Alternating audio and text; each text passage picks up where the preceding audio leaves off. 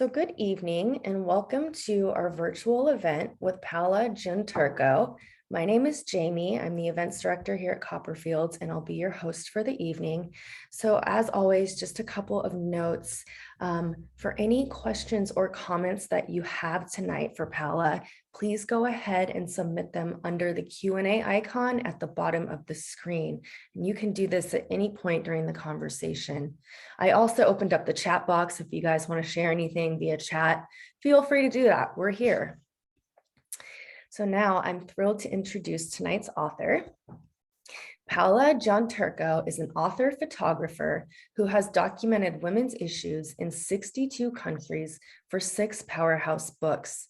Her images have been exhibited in many locations, including at the United Nations, UNESCO, the US Senate, the Field Museum, the Museum of the African Diaspora, and more.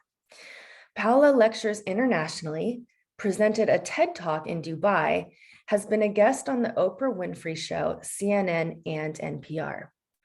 She serves on the advisory boards of 2 nonprofits, Rise Up, Let Girls Lead, and the Global Grandmothers. In 2013, Paola was listed among 40 women to watch over 40, and in 2014, Women's E-News named her one of 21 leaders for the 21st century. Now, she is with us tonight to celebrate her newest book called Cool: Women Leaders Reversing Global Warming. And we're so excited to have you with us tonight, Paola. I'm going to hand it over to you to get us started. Thank you. I am happy to be here. Welcome to everybody. I'm curious about how people are thinking about and feeling about climate change. I'm going to give you 4 possible views, and I'll tell you what they are, and you can raise your hand and tell me which one you feel most closely represents you. One view is climate change is not happening. One view is climate change is happening, but it's not urgent. One view is climate change is happening and it's urgent. And one view is climate change is happening and it's urgent, and I don't know what to do about it. So I'll ask those again and ask you to raise your hands and tell me which of those comes closest to what you believe could be more than one. Climate change is not happening. Climate change is happening, but it's not urgent. Climate change is happening and it is urgent. And climate change is happening, it is urgent, but I don't know what to do about it. I am personally in the category of climate change is happening and it is urgent. But there's good news. Women leaders all over the world are showing us the way to a sustainable future. I'm going to share screen so I can share pictures with you.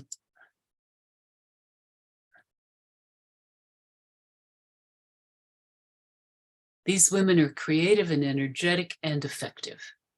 Our book, Cool: Women Leaders Reversing Global Warming, tells 27 of those women leaders' stories in 10 countries as far-flung as Sweden and Sri Lanka. My granddaughter co-author Avery and I began thinking about this book because we noticed that almost everyone is aware of the wildfires, droughts, floods, and the unbearable heat that global warming is causing. But still, people avoid taking action to stop the climate crisis.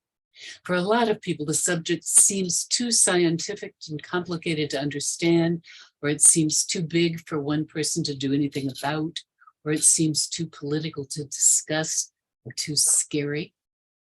Our dream for the book, Cool, is that the women's leaders' stories will demystify global warming and inspire readers to take action. I hope to inspire you to take action this evening. And we can all work together to reverse global warming and cool the earth. So what is global warming and how does it work?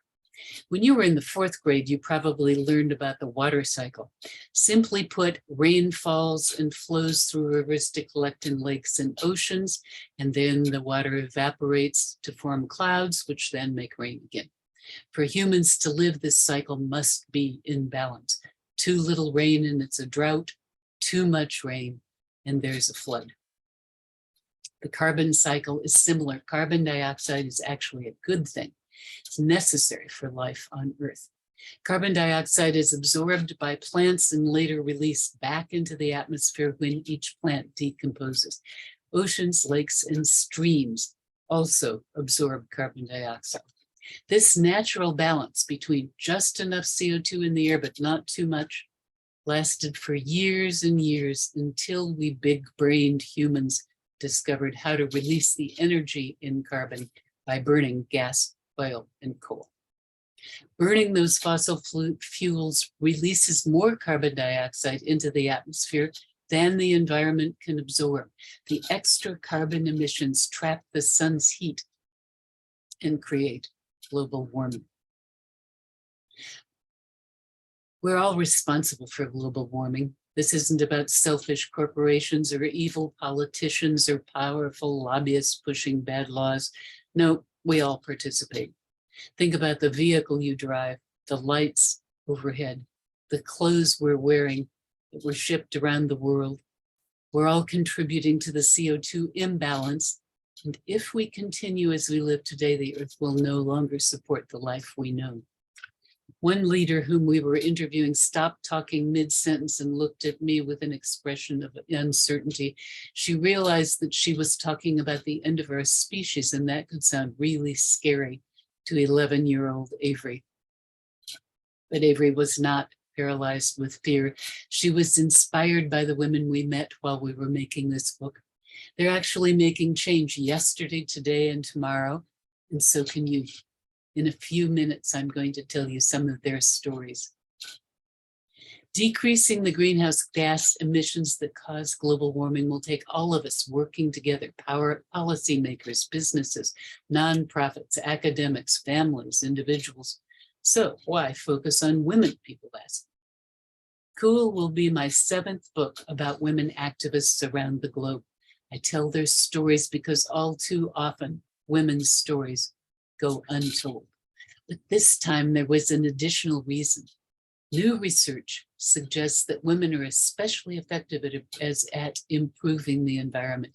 And that's true for countries with women in position of power, companies with women on their boards, women legislators, and investment firms led by women. And that means women's climate actions qualify them as role models for all of us. Avery and I started work on our book with great excitement. We interviewed and photographed in Denmark, for starters. Imagine, your company is counting on you to invent sustainably sourced plastics to replace the petroleum-based plastics they've relied on for 60 years to manufacture what Fortune magazine called the toy of the century. And your company, which has been identified as having the best corporate reputation in the world, has decided to make its products 100% sustainable by 2030. Are you up for it? It's my dream job, Nelleke Vanderpool told us. She's the chemical engineer who is vice president of materials at Lego Corporation. Nelleke admits, what I've always liked about chemistry is solving difficult challenges. Doing something good for the planet is important to me. It's great that I can do this with an organization that delights children and adults across the world. Nelleke says Lego wants to leave the planet in the best possible shape for kids. Our owners have made this a strategic priority. Nelleke works at Lego's corporate headquarters in Billund, Denmark. Lego suppliers develop new plastics under her supervision. Nelleke's own lab is the place where new bioplastics are tested for color, shininess, and durability, which must be the same as Lego's high-quality conventional plastics. In 2018, the company introduced an entire Lego set made from sugarcane-based plastic. Sugar cubes, Avery calls them. The set, which included trees and shrubs, was called Plants from Plants. Plants from Plants included more than 80 shapes, but Neleke points out Lego makes something like 4,000 shapes. We need to invent replacements for more than 20 types of plastic, she told us. And when they're ready, we'll substitute them into our sets and you won't be able to tell the difference. The suppliers who develop new bioplastics with Lego own the formulas and the patents, so they can license them to manufacturers who make many different kinds of products. Neleke told us by changing our behavior, we enable our suppliers' other customers to take advantage of our efforts. And then she smiled. You're about to meet an Inuit leader, Sheila Watt-Cloutier, who was president of Canada's Circumpolar Council. She also led the council's international work in Russia, Alaska, Canada, and Greenland. She earned so many awards for activism that the list takes up 3 whole Wikipedia pages. Plus, she's featured on a Canadian postage stamp. Climate change is causing the Arctic to warm twice as fast as the rest of the planet. New research suggests that, in fact, parts of the Arctic may be warming 5 to 7 times as fast. The permafrost is melting, so buildings buckle in Sheila's village in northern Quebec province. Houses sink, runways crack, the coast is eroding, snowmobiles have fallen through the ice. The impacts are not merely physical, they are cultural. Hunting is a cornerstone of the Inuit culture, but the animals and marine mammals that the Inuit hunt for food and clothing are also struggling. Snow and ice represent mobility, says Sheila, who grew up traveling by dog sled. When mobility starts to go, everything becomes precarious. We are the sentinels, she continues. We live at the top of the world, so we're the first to witness the changes that are happening to our planet. We are scientists in our own right, Sheila says. We know about animals, migration, the land, and the changes that are happening. Western scientists say they've learned from our hunters. The marriage of their science and our traditional knowledge has been groundbreaking.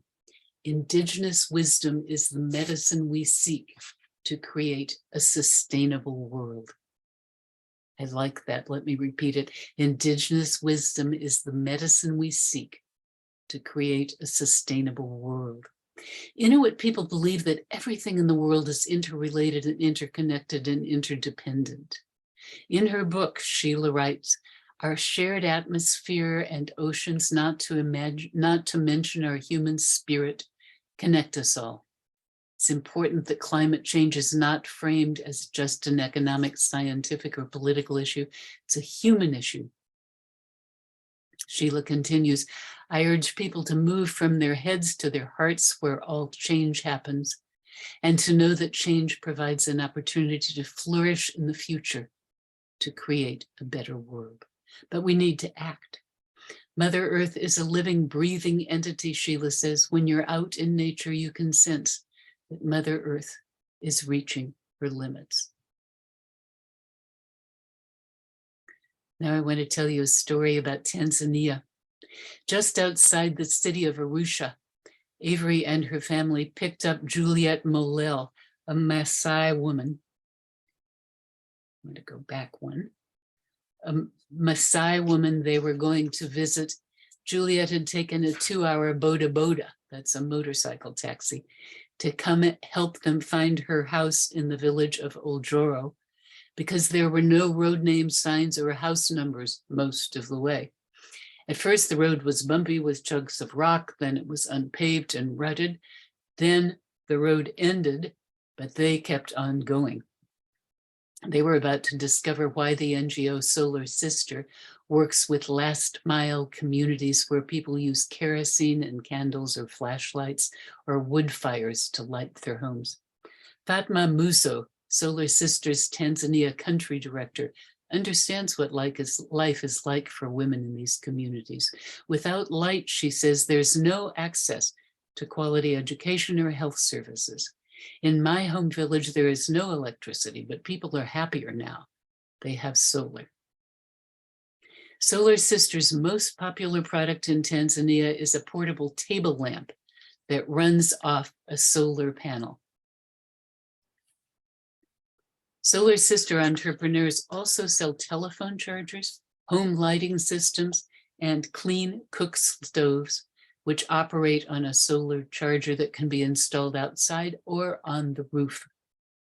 Fatma says, what I'm proudest of is Solar Sister's unique model. Few organizations here in Africa work with women, and even fewer work with women and energy.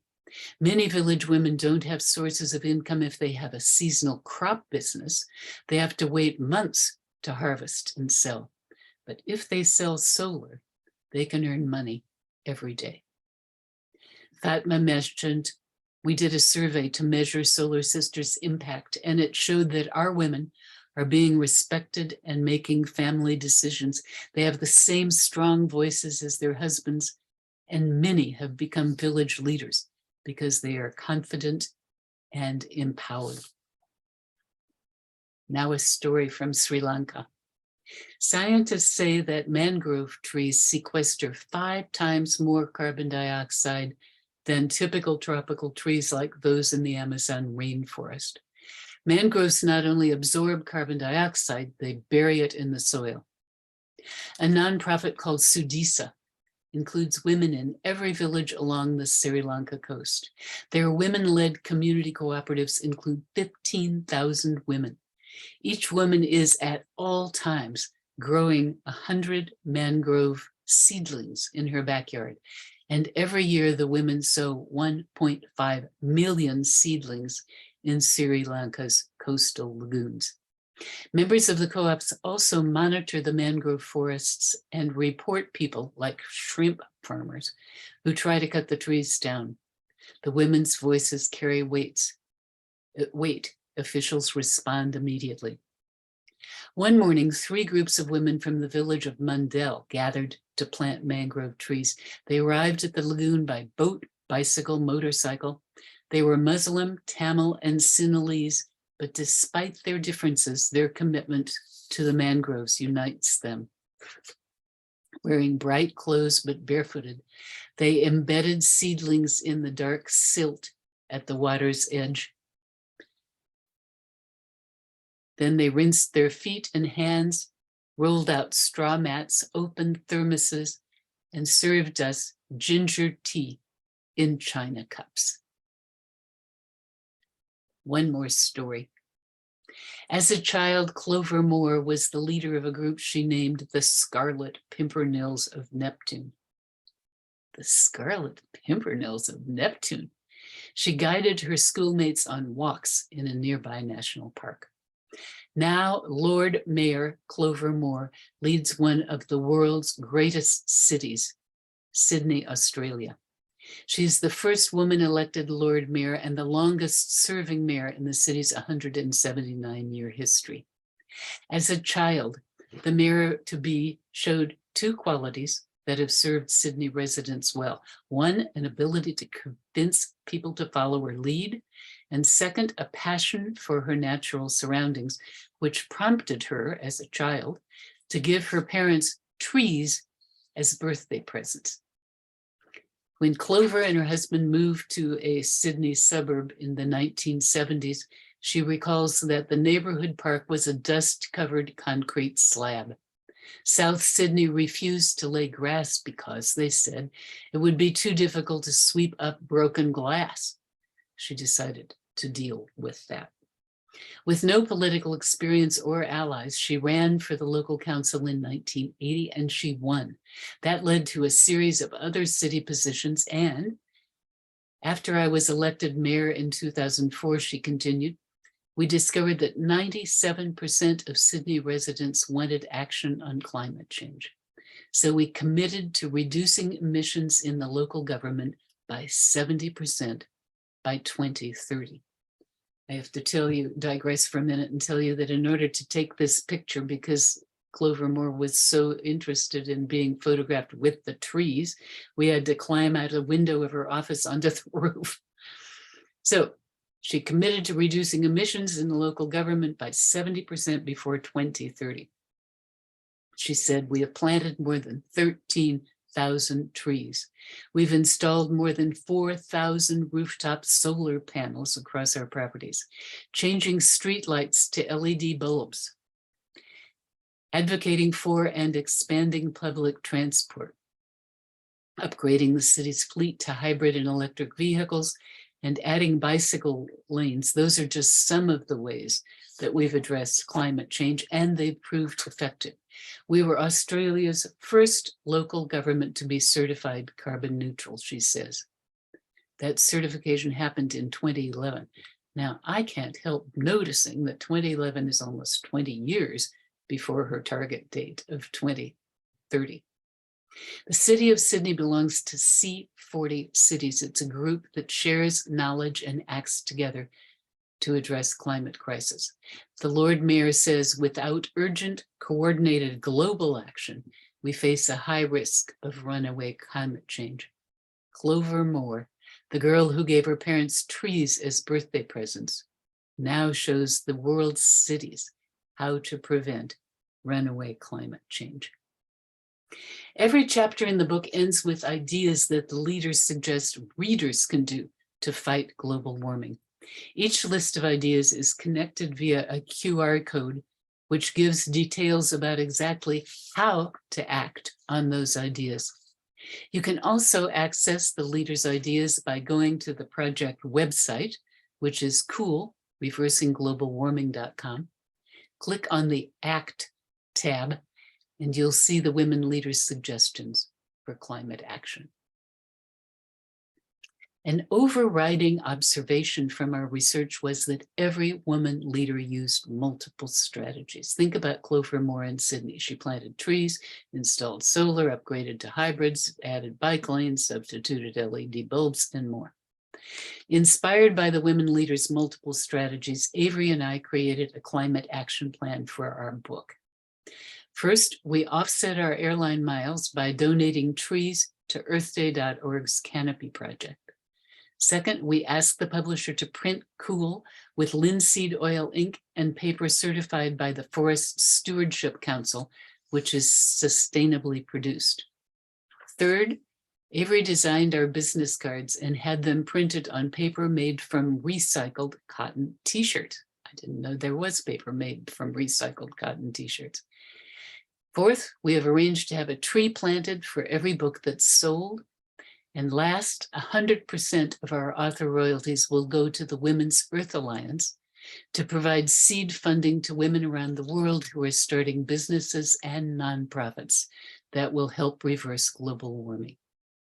I'm telling you about our climate action plan because we hope you will call a family meeting to create your own family climate action plan with multiple strategies. A Washington Post study last year found that 57% of young people in the United States are afraid of climate change, probably includes your children and grandchildren.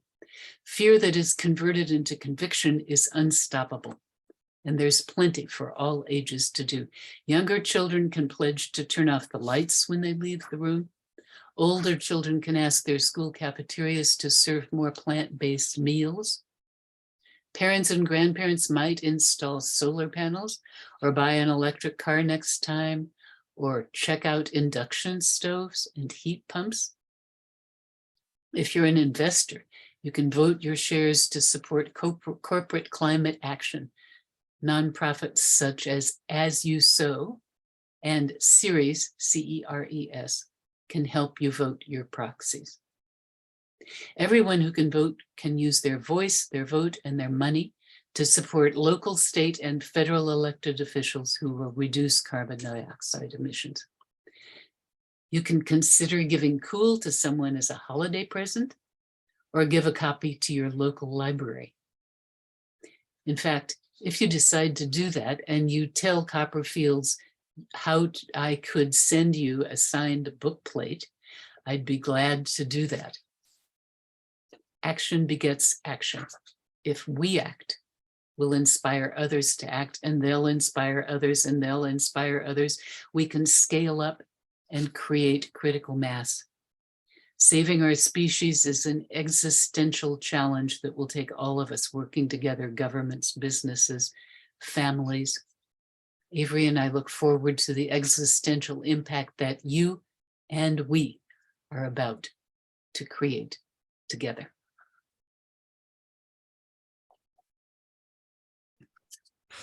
That was awesome. Thank you so much, Paola. It's so full of these great stories and practical anecdotes. I just really appreciate and am inspired by you writing this and putting this together. I do, want to remind everyone that we have some time for questions and comments. If you wanted to ask any, you can put them in the chat box or you can put it under the Q&A icon. But let's go to a couple. How long did it take you to write this book? Well, it took, each of my books takes about 5 years. I do a year's worth of research before we even begin. And that was tricky because I had to identify, no one had done a book about women climate leaders around the world.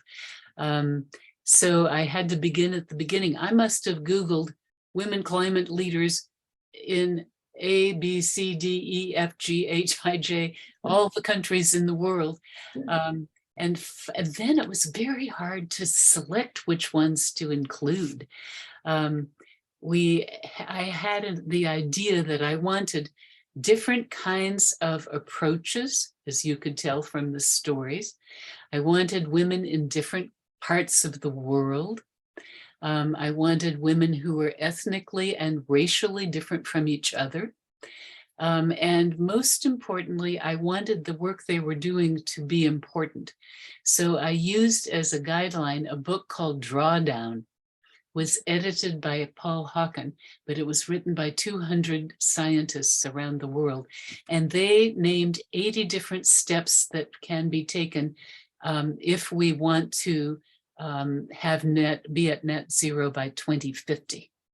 So that gave me a way to tell how important or not the work was that these women were doing. So we selected the women. After all the research and selection process was complete, we then began traveling. Avery and I traveled all over the United States. Wow. She went to Tanzania with her family, not with me. I didn't go to Tanzania. Wow. And then I went to the rest of the countries. Often we interviewed women on the phone, sometimes via email when we had to, because suddenly in the middle of this came COVID. Yeah. So we were almost done with the interviews, and there were just a few that we had to do long distance. Then we wrote and wrote. That took a year. And then usually the publisher designs the book and it's released sometime in year 4. But in this case, after COVID had closed down all the bookstores, probably including Copperfield's for a while, yes. finally the bookstores began opening up again, but the shipping and logistics problems made it almost impossible for printers to get paper. So although my publisher usually prints in Asia, they finally found a printer in Slovenia who could get paper.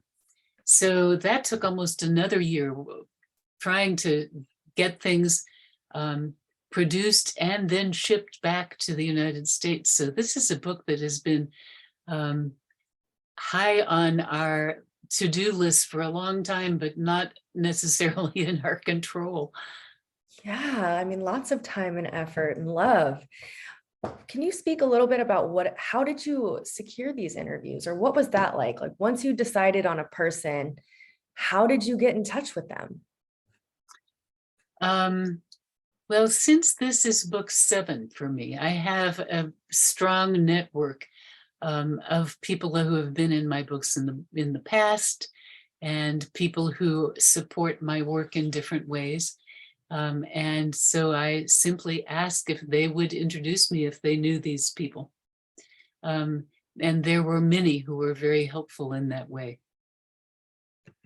Wow, that's really amazing. Um, what if I'm trying to think of how to phrase this question? What do you want people who read this to come away with? Like, what is the most pressing thing that you want readers to get out of this? You know, there are lots and lots of books about climate change, and they tend to be quite scientific and or very policy oriented. Many of them are very substantive. I must have read 75. But we really wanted this book to be different. It looks different, doesn't look like a regular photographic book.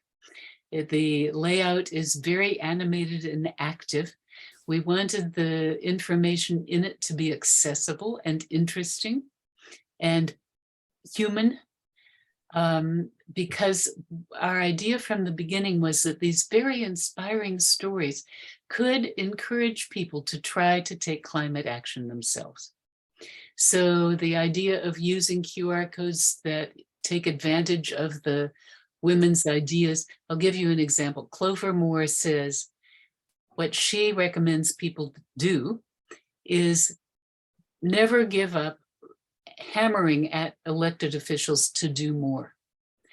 So that was her idea, but it doesn't really tell people what to do. So the QR code from that idea that takes people to the website says, here's how to find out who your elected officials are. Here's how to find out how to contact them. Here's what to write in an email if you decide to email them. Here's what you can say if you end up talking to them or one of their staffers on the phone. And last, if you were really serious about being trained as a climate activist, here's how to sign up for Al Gore's training program for climate advocacy. So there are very concrete steps that people can take. And so what we hope for this book is that the stories will inspire people to take action, and the ideas will give them a way to take action. And that's very different from other climate books. It's very clever. And I do want to remind people that this is going to make a fantastic gift. And the signed book plates is such a nice addition. And Paola even said she'd personalize if you want it made out to you or to a friend or to your mom. I will include that information in tomorrow's email so you can know how to get it and where to find me. And we can go from there. But they are self-adhesive, these book plates, and we had them printed to go with the end papers of the books, so they look like they are meant to be. Oh, that's great. Yeah, that'll be great for the holidays. Kind of a couple last questions here. I'm interested, are you working on anything now? Do you have kind of another thing in your head, or is there something else we can look out for in the future? I am looking forward to spending the next couple of years working to promote people's climate action. It is so crucially important. It literally is the future of the species. And I don't have to tell you, since COP27, the conference that just happened in Egypt, had all of the leaders from countries around the world, many of whom are not yet in gear, and it will take everybody working on this issue. We can't deal with what our country governments do beyond our own, but there is much that we can do individually. And very few people realize that. They tend to be sort of overwhelmed with the complexity and the science of it. And there's no reason to be. I mean, one thing that makes a big difference is food waste. It's one of the biggest causes of climate change and global warming. We interviewed a woman who's responsible for founding an organization called Feedback. And they give volunteers gleaning instructions. They go out into the fields and pick up all of the veggies and fruits and so forth that don't look perfect. And then they hire master chefs to serve dinner to as many as 5,000 people, for example, in Beijing. or in New York. They've done this all over the world to increase people's awareness about the fact that almost a third of all food that is raised is wasted. Wow. And think of all of the tractors and energy that is used to grow food. Yeah. It's Water. enormous. So there are many things that can be done that very easily put I'll tell you, another woman in the book, this is an interesting story. Natalie Isaacs in Australia decided to start an organization called 1 Million Women. And her idea was that if she could mobilize 1 million women all over the world, they really could make a big difference in climate change. And she now has an app online that anybody can sign up to use. And everybody can select one of 12 different ideas a day. And then you can track how much carbon dioxide emissions you actually save. And you can see how much all of the other 1 million women are saving along with you. So it's very concrete, good feedback. Wow. So there are many things you can do. I mean, one thing is put at the back of your refrigerator, put a box that says you're going to need to use these foods by Friday, so you don't have to throw them away. I mean, there are many, many things that you can do just as part of your everyday life. We're getting some really great feedback, by the way. Linda says, thank you so much for all of your efforts on the world's behalf. You are very inspiring. I echo that sentiment. Thank you. Oh, yeah. So is there anything that we didn't touch on? I know we just want to get this in people's hands because you will not be disappointed. But anything we kind of left off or that you want to mention before we kind of wrap up for the evening? I think I probably didn't spend enough time talking about how creative these women are. I'll give you an example. One of the women in the book is named Molly Burhans. She started as far as I can tell, it's a one-person nonprofit called Good Lands. She had the idea that the Catholic Church, because it's the biggest landholder in the world, Really? could mobilize to use its lands, for example, to study water erosion or to plant trees, that they could in fact make a political statement and a very concrete contribution to stopping global warming. And since the Pope had written an encyclical that encouraged the church to look at exactly that, she at age 28, newly with her doctorate, went to meet the Pope.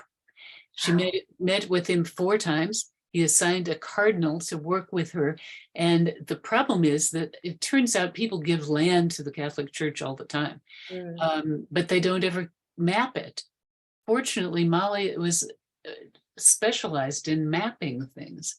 So she has now just finished mapping all of the land that the Catholic Church owns, and she is working with the cardinal to mobilize all of the priests and so forth whom they have connected with for this project. Pretty amazing. Yeah. And that was nothing before she started. Wow. I mean, yeah, the things that these women think of, it's incredible. Well, this is being recorded. So all of you on here tonight who want to rewatch, don't worry, we've got you covered. I'll be sending out an email tomorrow that'll have the link to the recording. It'll have the link to tonight's title. It'll have information about the book plates. Basically, it'll have everything you need. So Paola, I am so thrilled to have had you with us tonight. Thank you so, so much for joining us. It was my pleasure. Thank you for inviting me. It was really fun for me, Jamie. Yes, and happy holidays, and hope to get you in store real soon. Thank you. Yeah. Good night. Good night.